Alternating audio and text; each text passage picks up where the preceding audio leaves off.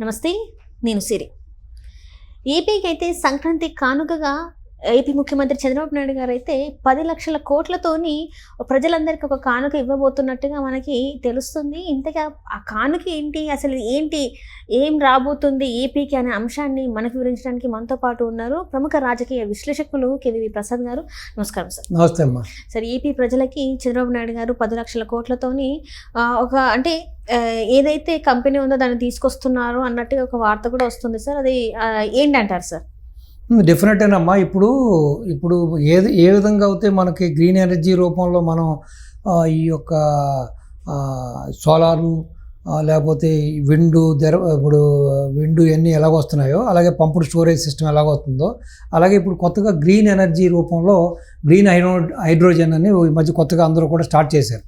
So ఇదేంటంటే వాతావరణానికి పర్యావరణానికి ఎటువంటి హాని లేని యొక్క ఇదనమాట.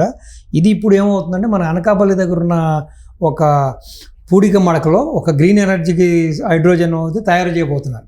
సో ఆల్మోస్ట్ ఒక 10 లక్షల కోట్ల రూపాయలు దీని ద్వారా మనకి ఇన్వెస్ట్మెంట్స్ రాబోతున్నాయి, డెఫినెట్గా అవుతున్నాయి. ఇంకోటి ఏంటంటే దీని ద్వారా ఎరువులు తయారు చేయడం కానీ, ఇప్పుడు గ్రీన్ హైడ్రోజన్ ద్వారా ఎరువులు కొన్ని రసాయనాలు చేస్తారు. ఇది సహజసిద్ధమైనది, ప్రకృతికి ఎటువంటి హాని చేయనిది కాబట్టి ఈ యొక్క ప్రోడక్ట్స్కి విదేశాల్లో చాలా అద్భుతమైన అవకాశాలు ఉన్నాయి, అద్భుతమైన డిమాండ్ కూడా ఉంది.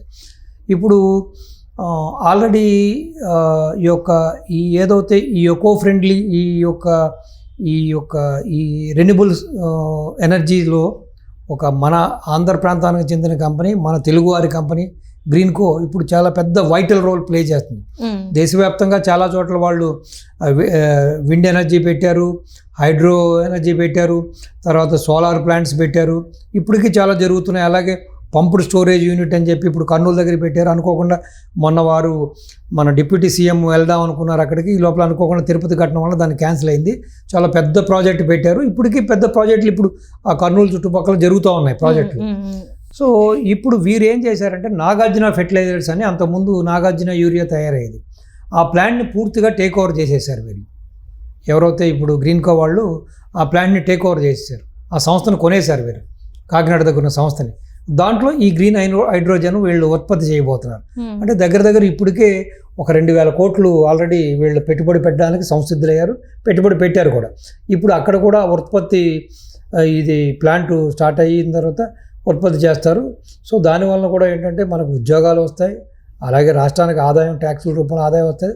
మన ఇతర దేశాలకు బాగా డిమాండ్ ఉంది కాబట్టి సో డెఫినెట్గా దాన్ని మనం కావాల్సినంత ఆదాయం వస్తుంది. రెండవది ఏంటంటే మనకు కావాల్సింది, మన రాష్ట్రానికి కావాల్సింది లేకపోతే మన దేశానికి కావాల్సింది మనకు కూడా మనం దీన్ని వాడుకోవచ్చు. ఎందుకంటే రకరకాల దీన్ని రసాయనాలు ఎరువులు తయారు చేస్తారు.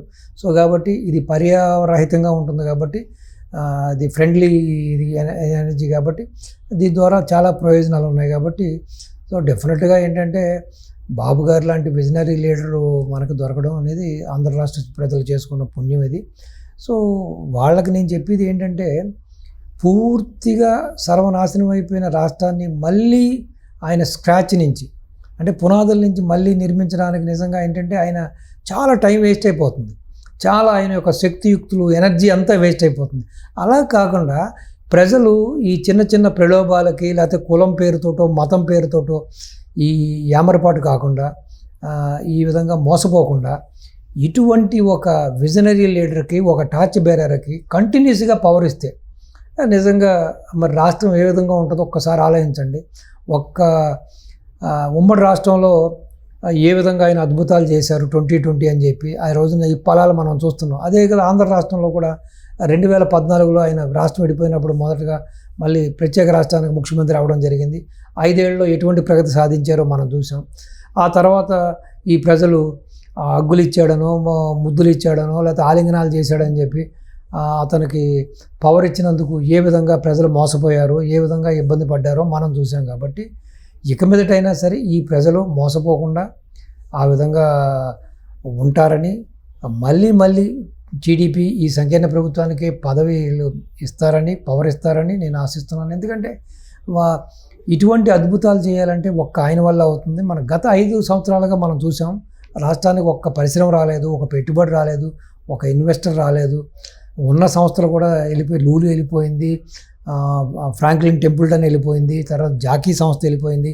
అలాగే అమర్ రాజా మన రాష్ట్రం కోసం మన పల్లెటూరులు డెవలప్ అవ్వాలని కుగ్రామంలో వాళ్ళంత కష్టపడి వాళ్ళ ఏరియాలో ఆ చిత్తూరు డిస్టిక్లో ఇండస్ట్రీలు పెడితే వాళ్ళని తరిమి వరకు అక్కడి నుంచి ఇబ్బందులు పెట్టి వాళ్ళు తెలంగాణ వచ్చే వరకు కూడా జగన్ నిద్రపోలేదు. కాబట్టి ఇప్పటికైనా ప్రజలు నిజాలు తెలుసుకుని, ఇప్పుడు మీరు చూస్తున్నారు, ఇది కాకుండానే బీపీసీఎల్ ఒకటి పెద్ద పెట్టుబడి వస్తుంది, ఎస్సీఎల్ వస్తుంది, అలాగే టాటా సంస్థ పెట్టుబడులు పెడుతుంది, అలాగే కేంద్ర సంస్థలు కానీ, అలాగే ఎన్నో ప్రైవేట్ సంస్థలు, ఎన్నో ఎంఎన్సీ కంపెనీలు కూడా ఇటు స్టీల్ ఇండస్ట్రీలో కానీ, సోలార్లో కానీ, ఇటు విండ్ ఎనర్జీలో కానీ, ఇటు గ్రీన్ హైడ్రోజన్లో కానీ ఇలా రకరకాలుగా పెట్టుబడులు పెట్టడానికి ముందుకు వస్తున్నారు. కాబట్టి ఇప్పటికైనా సరే ప్రజలు నిజాలు తెలుసుకొని ఎవరు మంచి చేస్తున్నారు, ఎవరు చెడ్డ చేస్తున్నారు. ఇప్పుడు దీనివల్ల చూడమ్మా, రాష్ట్రానికి ఆదాయం పెరుగుతుంది, ఎంప్లాయ్మెంట్ జనరేట్ అవుతుంది, కొన్ని వందల మంది, వేల మంది, లక్షల మందికి ఉద్యోగాలు వస్తాయి. అలాగే ఎన్నో రకాలుగా రాష్ట్రం ముందుకెళ్ళడానికి, భావితరాలకి, భావి భవిష్యత్తులకి, అక్కడికి ఇక్కడికి పక్క రాష్ట్రాలకి తరలిపోయి ఉద్యోగాల కోసం వెంపర్లాడవలసిన పని, వెతుక్కోవాల్సిన పరిస్థితి లేదు. సో వాళ్ళు ఉన్న చోటే, వాళ్ళు ఏ డిస్టిక్లో ఉన్నారో లేకపోతే వాళ్ళ రాష్ట్రంలోనే వాళ్ళకు ఒక ఉపాధి కలగడానికి ఇది ఒక బృహత్తరమైన ప్రణాళిక, బృహత్తరమైన ఒక గొప్ప అవకాశం, ఇది సదవకాశం. ఈ అవకాశాన్ని చేజెక్కించుకోవాలంటే ఈ 5 ఏళ్ళకి సరిపోదు. వీళ్ళ చేసిన డ్యామేజీ, వీళ్ళ చేసిన నష్టాన్ని పూడ్చడానికే 5 ఏళ్ళు సరిపోనప్పుడు ఇంకా సంస్థలు రావాలి, ఇంకా పెట్టుబడులు రావాలి, ఇంకా ఇన్వెస్టర్లు రావాలంటే బాబు గారికి కంటిన్యూస్ పవర్, ఆ టీడీపీ సంకీర్ణ ప్రభుత్వానికి కంటిన్యూస్ పవర్ కానీ ఈ ప్రజలు ఇవ్వగలిగితే, ప్రజలు చేయవలసింది ఒకటి, కేవలం వాళ్ళు ఏమి డబ్బులు ఇవ్వక్కలేదు, దశకం ఇవ్వక్కలేదు, వాళ్ళ ప్రాణాలు ఇవ్వక్కలేదు ఈ ప్రభుత్వం కోసం.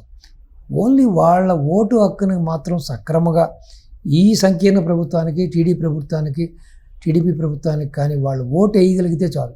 ఇంకా తర్వాత వాళ్ళ భవిష్యత్తు, వాళ్ళ భావితరాల భవిష్యత్తు మహోజ్వలంగా ఉంటుంది, చాలా గొప్ప భవిష్యత్తు ఉంటుంది, ఆర్థికంగా రాష్ట్రం ముందుకెళ్తుంది, వాళ్ళ యొక్క జీవన పరిణామాలు, ప్రమాణాలు కూడా మారుతాయి.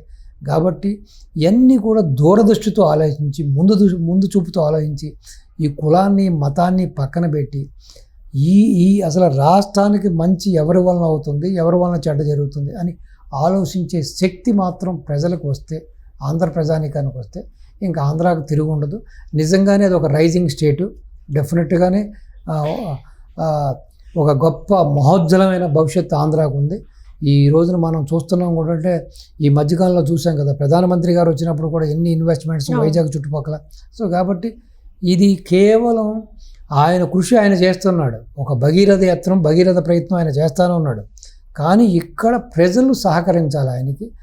ఆ దిశగా ప్రజలు సహకరించిన రోజు జగన్మోహన్ రెడ్డి అనే వ్యక్తిని పూర్తిగా రాజకీయంగా దూరం పెట్టి అతన్ని రాజకీయంగా సమాధి చేస్తే ఆంధ్రాకి, వాళ్ళ పిల్లలకి, వాళ్ళ భావితరాలకు కూడా భవిష్యత్తు ఉంటుందని నేను ప్రగాఢంగా నమ్ముతూ మీ ద్వారా ఆంధ్ర ప్రజానీకానికి ఇప్పటికైనా సరే కొంతమంది మూడులు ఇంకా అతని వెనకాల పరిగెడుతున్నారు, ఇంకా అతన్ని భుజాల మీద మొయ్యాలనుకుంటున్నారు.